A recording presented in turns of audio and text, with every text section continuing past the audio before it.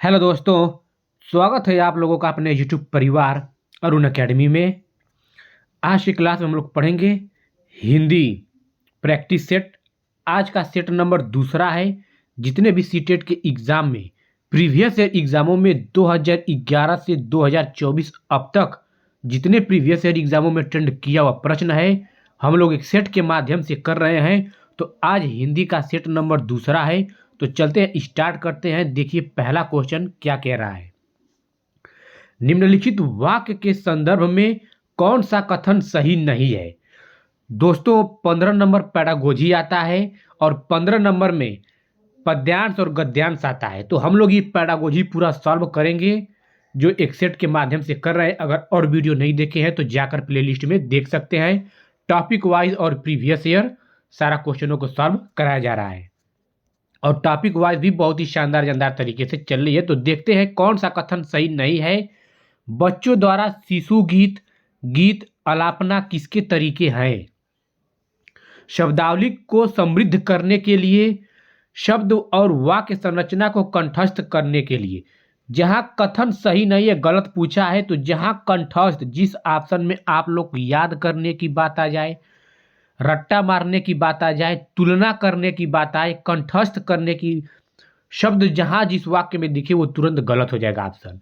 तो कंठस्थ कभी भी याद करने, रूट मेमोरीज नहीं करना है बच्चों को। तो ये निगेटिव का निगेटिव खोजा बताया गया है। तो ऑप्शन नंबर 2 हम लोग लॉक कर देंगे, क्योंकि यहाँ पे कंठस्थ करने के लिए कह रहा है। तो कभी भी बच्चों को कंठस्थ नहीं कराना है, याद कराना भी नहीं है, तुलना भी एक दूसरे को नहीं करना है, न बांटना है किसी भी। जब संपूर्ण पैडागोजी पढ़ाएंगे, पॉजिटिव निगेटिव टेक्स्ट वर्ड्स बताएंगे कि किस ऑप्शन को देखते ही आप लोग तुरंत सॉल्व कर लेंगे। तो चलते हैं, आगे बढ़ते हैं। कंठस्थ आ गया यानी कि निगेटिव खोजना था, निगेटिव मिल गया। नेक्स्ट क्वेश्चन देखिए, नेक्स्ट क्वेश्चन क्या कह रहा है। निम्नलिखित में से कौन सा प्राथमिक स्तर पर, क्या प्राथमिक स्तर पर पुस्तकालय के प्रयोग के बारे में सही नहीं है। यहाँ पे सही नहीं पूछा गया है। पुस्तकालय एक भंडार गृह के रूप में नहीं देखा जाना चाहिए, बल्कि, तो क्या बल्कि देख लेते हैं। देखिए, शिक्षार्थियों को बाल साहित्य की विविध प्रकार की विधाओं को देखने के मौके मिलने चाहिए। बिल्कुल ये हमारा क्या है, सत्य है, यानी कि गलत खोजना है। पुस्तकों के साथ संलग्नता के साथ सक्रिय परिवेश, जहां सक्रिय परिवेश आ गया ये भी पॉजिटिव है, के रूप में देखा जाना चाहिए। बिल्कुल ये भी सत्य है। अध्यापक और दूसरे वयस्क भी पुस्तकालयों में आदर्श पठन व्यवहार प्रदर्शित करते हैं। बिल्कुल ये भी सत्य है। तो ऑप्शन नंबर 4 देख लेते हैं।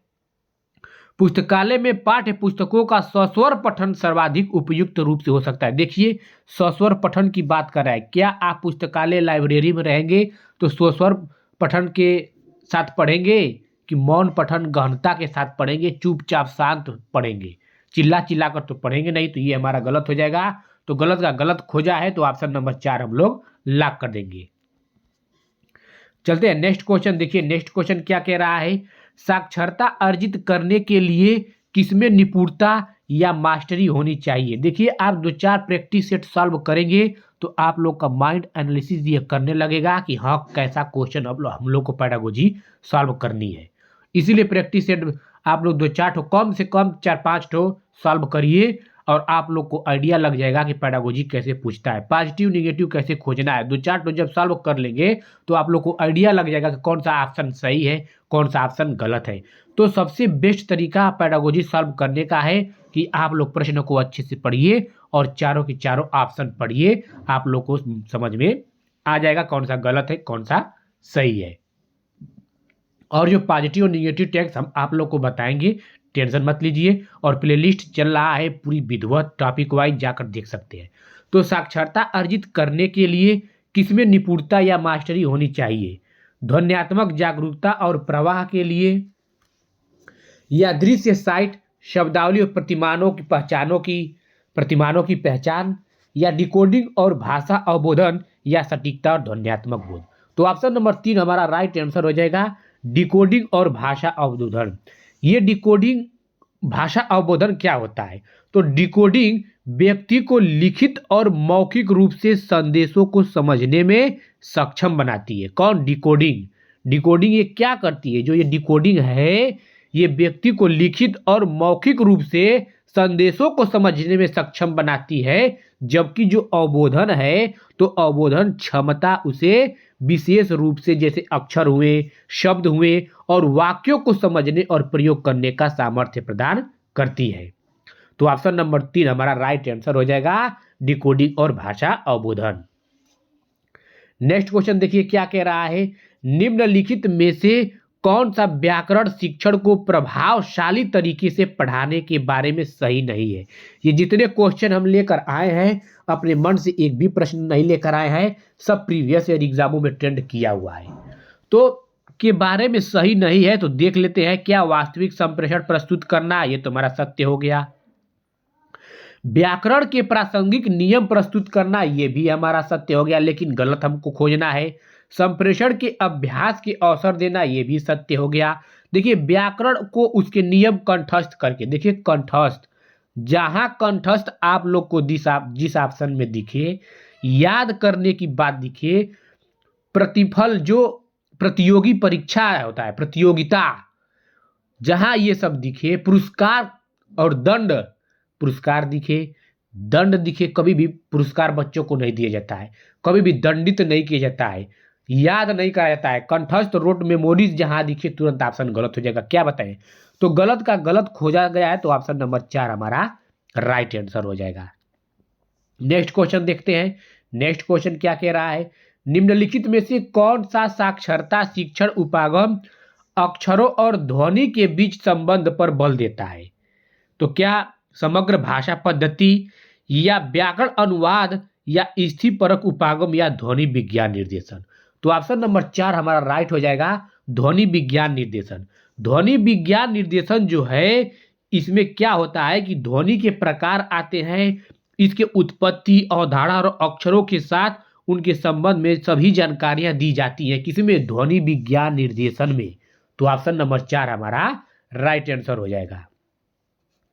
नेक्स्ट क्वेश्चन देख लेते हैं। नेक्स्ट क्वेश्चन क्या कह रहा है, कक्षा 3 की अध्यापिका ने अपने शिक्षार्थियों से कहा, किसकी, कक्षा 3 की अध्यापिका ने अपने शिक्षार्थियों से कहा कि वे अपने सहपाठियों से सकना, क्या, ये सकना शब्द के प्रयोग की योग्यता से संबंधित 5 प्रश्न पूछे। 5 प्रश्न पूछ रहे हैं तो पूछेंगे कैसे, मौखिक रूप से ही ना पूछे, जैसे कि क्या तुम तैर सकते हो, तो गतिविधि का यह प्रकार किस लिए है, क्या मौखिक प्रवाह अभ्यास के लिए या नियंत्रित मौखिक अभ्यास के लिए, स्वच्छंद बोलना, निष्क्रिय श्रवण।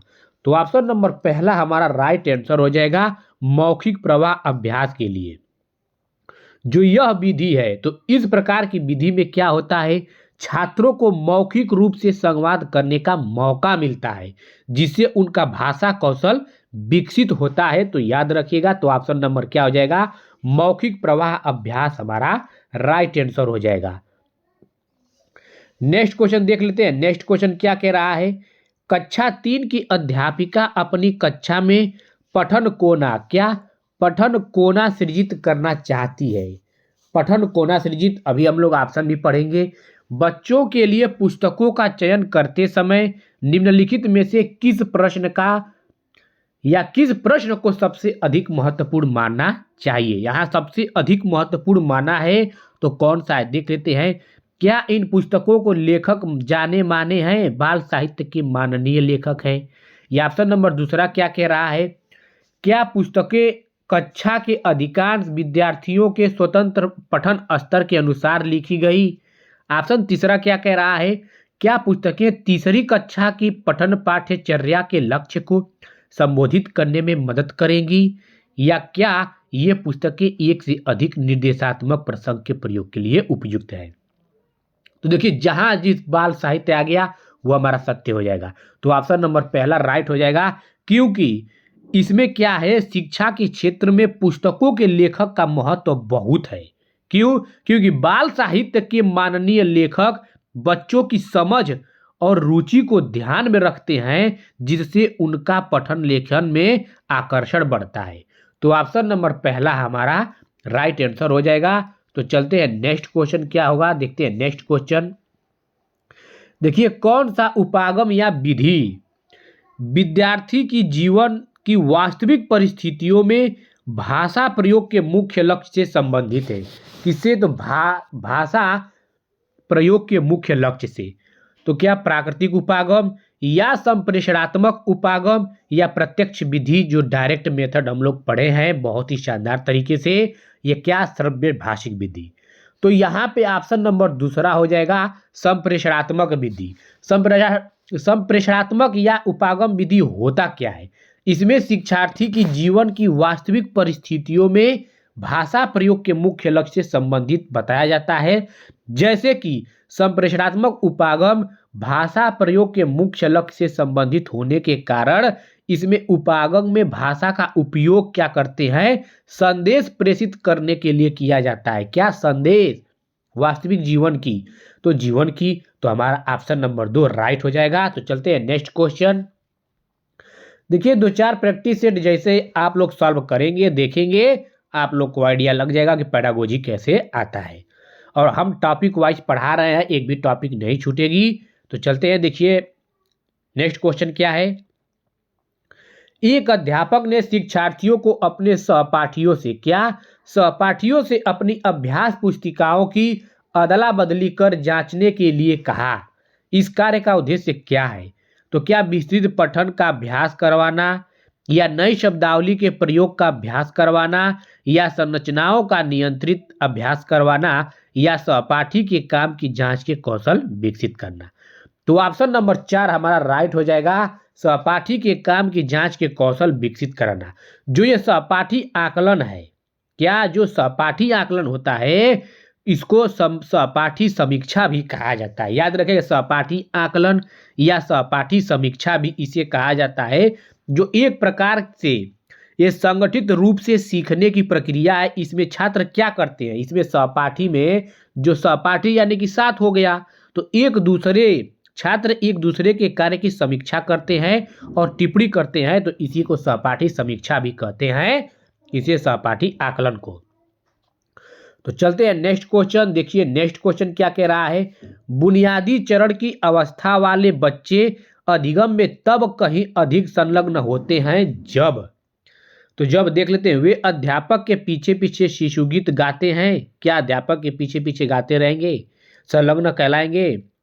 नेक्स्ट ऑप्शन देख लेते हैं, वे सभी इंद्रियों का प्रयोग करते हैं और अपने हाथों का सक्रिय प्रयोग करते हैं। बिल्कुल सत्य है, सब इनके इंद्रियों का प्रयोग करेंगे तो पूरा उनकी इंद्रियां क्या हो जाएंगी? एक्टिव हो जाएंगी, और अपने हाथों का सक्रिय प्रयोग करते हैं। तो ऑप्शन नंबर 2 हमारा राइट हो जाएगा, वे सभी इंद्रियों का प्रयोग करते हैं और अपने हाथों का सक्रिय प्रयोग करते हैं।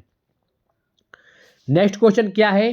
कक्षा 5 की एक विद्यार्थी कहती है, मैं अपना काम अध्यापक को देने से पहले सटीकता के लिए अंतिम फाइनल रूप से भी जांचती हूँ। यह विद्यार्थी लेखन के किस चरण पर है? क्या प्रारूपण पे है, या पुनः प्रारूपण पे है, या प्रूफ रीडिंग पे है, या सहपाठी मूल्यांकन पे है? सहपाठी हम लोग देखे हैं, सहपाठी मूल्यांकन, आकलन या सहपाठी समीक्षा। तो ऑप्शन नंबर 3 हमारा राइट हो जाएगा, प्रूफ रीडिंग। ये प्रूफ रीडिंग होता क्या है? प्रूफ रीडिंग प्रस्तुत किए गए लेख, जो प्रतिलेख या किसी अन्य प्रकार के जो डॉक्यूमेंट्स होते हैं, उनकी गलतियों और त्रुटियों की जांच करने की प्रक्रिया है। यह क्या कहलाती है? प्रूफ रीडिंग कहलाती है, जो गलतियों को सुधारने का एक मौका मिलता है। आप अगर मान लीजिए कुछ भी तैयार कर रहे हैं, तो उसको एक सनसनी निगाह से देखेंगे कि हाँ गलत हुआ कि नहीं है। अब मान लीजिए अगर वीडियो भी बनाकर अपलोड कर रहे हैं अपना, तो उसको एक चेक करते हैं कि कहाँ सही है कहाँ गलत है, खूब अच्छी तरह से एडिटिंग करते हैं। तो एडिटिंग करने के बाद एक बार चेक करना ही प्रूफ रीडिंग कहलाती है, वही है। तो इसमें क्या है कि जो शब्दावली, वर्तनी हुआ, वाक्य संरचना, विराम चिन्हों का उपयोग करने से संबंधित होती है, वही सब हम लोग क्या करते हैं? चेक करते हैं, कोई गलती नहीं न हुआ। तो यही क्या है? Proof reading. तो ऑप्शन नंबर 3 हमारा राइट हो जाएगा। नेक्स्ट क्वेश्चन देखिए, नेक्स्ट क्वेश्चन क्या कह रहा है। कौन सा उपागम या विधि बच्चों को भाषा की कक्षा में उनकी अपनी सहजात भाषा या मातृभाषा का प्रयोग करने के लिए प्रोत्साहित नहीं करता है? तो हम लोग क्या पढ़े थे, जो अपनी मातृभाषा को ही बिना मध्यस्थ बनाए दूसरी भाषा सीखना, वो डायरेक्ट मेथड यानी कि प्रत्यक्ष विधि कहलाती है। तो ऑप्शन नंबर 3 हमारा क्या हो जाएगा? राइट हो जाएगा। प्रत्यक्ष विधि में मातृभाषा का प्रयोग नहीं किया जाता है, बल्कि इस विधि में किसी भी भाषा या मातृभाषा का प्रयोग वर्जित होता है। तो प्रत्यक्ष विधि में दृश्य और श्रव्य साधनों का प्रयोग प्रभावी रूप से किया जाता है। ये क्वेश्चन ट्रेंड किया हुआ है कि किस विधि में दृश्य श्रव्य साधनों का प्रयोग शिक्षण को प्रभावी बनाने के लिए किया जाता है, तो प्रत्यक्ष विधि यानी कि डायरेक्ट मेथड में। नेक्स्ट क्वेश्चन देख लेते हैं। नेक्स्ट क्वेश्चन क्या कह रहा है, एक अध्यापिका कक्षा 2 के विद्यार्थियों के लिए विविध प्रकार की शिक्षण अधिगम सामग्री जुटाना चाह रही हैं। निम्नलिखित में से कौन सा मानदंड टीएलएम के चयन के लिए सही नहीं है? तो सही यहाँ पे नहीं पूछा है, तो हमको गलत खोजना है। तो चयनित सामग्री इस आयु समूह के बच्चों के प्रयोग के लिए आकर्षक और सुरक्षित होनी चाहिए। बिल्कुल पॉजिटिव है, सत्य हो जाएगा। गलत खोजना है। जब आप पॉजिटिव को कोई ऐसे क्वेश्चनों को जब चारों ऑप्शन पढ़ेंगे तो आप लोग को आइडिया लग जाएगा कि कौन सा सही है। चयनित सामग्री ऐसे हो जो बच्चों को जिज्ञासा के साथ खोजबीन और प्रयोग करने में पर्याप्त अवसर दे। बिल्कुल अवसर की बात हो रहा है, पॉजिटिव है। ऑप्शन नंबर तीसरा क्या कह रहा है, चयनित सामग्री अधिमानतः स्थानीय रूप से निर्मित या स्थानीय रूप से उपलब्ध हो जिसे आसानी से बदले। बिल्कुल सत्य। क्षेत्रीय हो, यह भी सत्य है। हमको गलत खोजना है, निगेटिव का निगेटिव खोजना है। चयनित सामग्री सिर्फ बच्चों द्वारा बनाई गई होनी चाहिए और फिसलन को बचाने के लिए कुछ खुरदरी। ये बताइए, जो चयनित सामग्री बनाई जाती है सिर्फ बच्चों के द्वारा बनाई जाती है? एक तो कक्षा 2 के विद्यार्थी हैं और अपने से जो बनाई जाती है विधियां अनेक प्रकार के टीएलएम के मेथड, वो सिर्फ बच्चों के द्वारा बनाई जा होनी चाहिए? नहीं, यही हमारा गलत हो गया। तो गलत का गलत खोजना था, तो ऑप्शन नंबर 4 राइट हो जाएगा। नेक्स्ट क्वेश्चन देख लेते हैं। नेक्स्ट क्वेश्चन क्या कह रहा है, राष्ट्रीय पाठ्यचर्या रूपरेखा द्वारा रेखांकित दक्षताओं को प्राप्त करने में प्रत्येक बच्चे की प्रतिभागिता को समर्थन देने वाला समावेशी स्वागतीय क्या समावेशी स्वागतीय और आनंददायी परिवेश सर्वाधिक उपयुक्त तरीके से कैसे सृजित किए जा सकते हैं? तो हम लोग देख लेते हैं। क्या ऑप्शन नंबर पहला क्या कहता है, तपती हुई धूप में बाह्य गतिविधियों को न करके और आंतरिक गतिविधियों का, क्या बाह्य गतिविधियों को नहीं करेंगे? गलत हो जाएगा ये ऐसे ही। मुख्यतः शिक्षार्थी के अच्छे स्वास्थ्य और खुशहाली पर ध्यान केंद्रित करेंगे, स्वास्थ्य खुशहाली पर केंद्रित करेंगे, ये भी हमारा गलत हो जाएगा। विकास के विभिन्न आयामों से बच्चों के कार्य का प्रदर्शन करके।